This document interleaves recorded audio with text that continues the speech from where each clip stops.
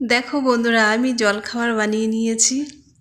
তো দেখতে তো বেশ ভালোই লাগছে, কিন্তু তার নাম কি বলবো আমি নিজেই বুঝতে পারছি না।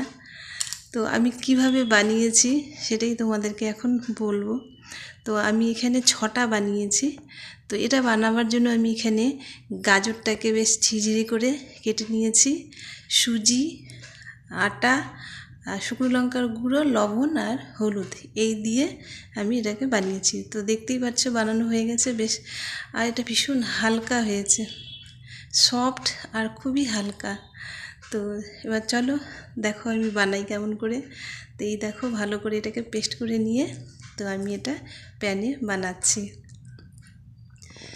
তো তোমরা দেখতেই পারছো এটা ঘুরে যাচ্ছে, কারণ এটাতে মানে লাগে না। অনেক সময় এগুলো বানাতে গেলে মানে কড়াইয়ে বা প্যানে বানাতে গেলে লেগে যায়, কিন্তু এটা দেখো লাগছে না। তো এটার নিচে আমি সামান্য একটু তেল দিয়েছি।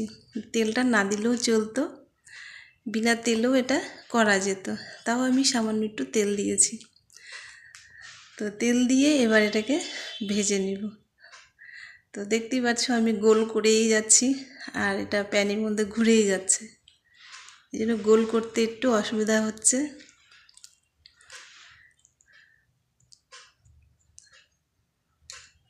তো আমি সেই গোল আবার করে যাচ্ছি। তো ফাইনালি আমার গোল হয়ে গেল।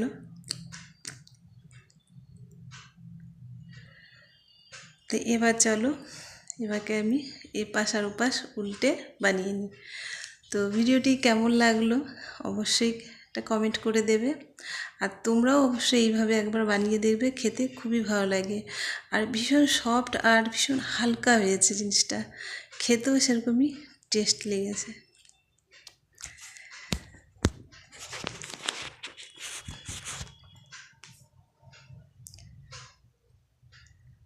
তো হয়ে গেল, এবার আমি নামিয়ে নেব।